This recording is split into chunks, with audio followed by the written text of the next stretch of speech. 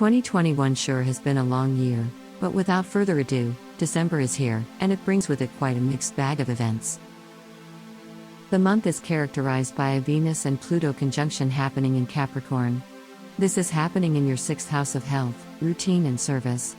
There's no better word to describe a Venus and Pluto conjunction than an obsession. Venus transiting through the 6th can make us enamored with a sense of duty, and it could also symbolize that you may be extra focused on physical appearance and overall wellness. Pluto will make that interest intense to the point where a skincare routine can turn into an endless quest for perfect skin. While navigating this transit, it would be wise to be aware that perfection is unattainable. Building a healthy relationship with your body comes from accepting some of its flaws as well.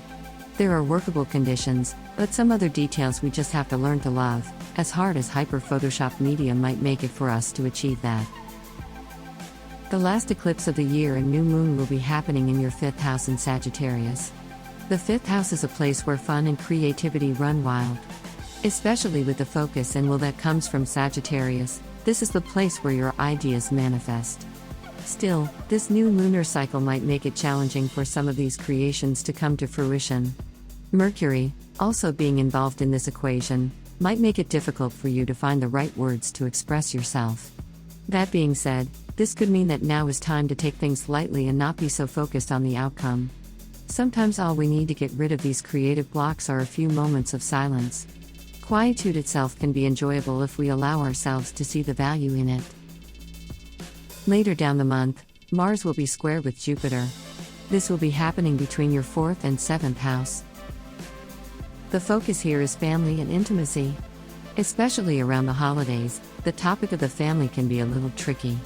It can be when all the drama that everyone avoided throughout the year comes out of nowhere, making some awkward moments. This transit is a sign of being overly eager to bring everybody together.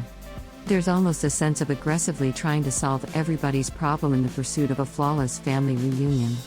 You have to remember that sometimes it's essential to agree to disagree and open the space for contrasting views to coexist. Try to avoid trying to be the family's therapist, or the load of everybody's emotions can get to you and will make the experience much less enjoyable. After Mars is done with its square with Jupiter, it will change signs, entering in Sagittarius.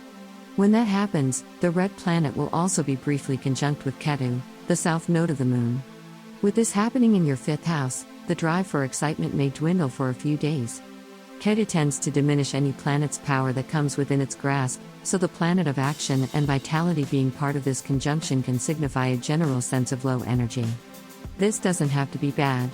After such a long, challenging year, it's good to take some time to have fun doing nothing.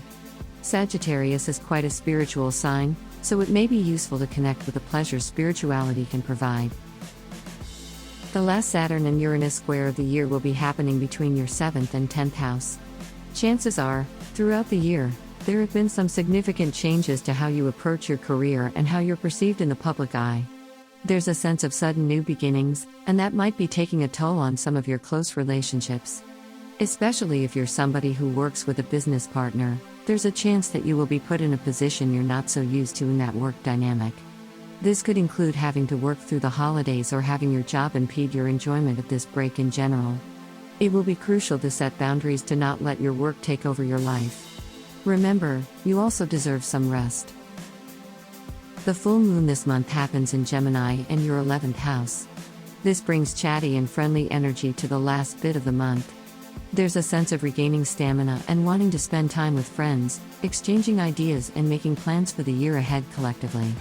This full moon is very social, and it encourages you to get touchy and express your love for the people you appreciate verbally, even if it's through jokes and friendly disputes. Adding to the good vibes of the moon, Jupiter will finally ingress into Pisces, bringing prosperity and luck to whatever house it will be transiting through the next year. This is happening in your 8th house of other people's resources and sudden changes. There's a good chance of receiving some unexpected goods in the coming year.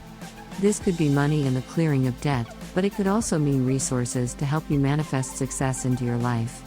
The 8th house is often associated with transformation, so expect positive change ahead. Thank you so much for watching. Please give us a thumb up if you liked the video. Subscribe our YouTube channel not to miss the next video horoscope. Visit our website GoToHoroscope.com where you can find actual horoscope for today. Download our apps from Google Play and App Store to have your daily horoscope always on hand.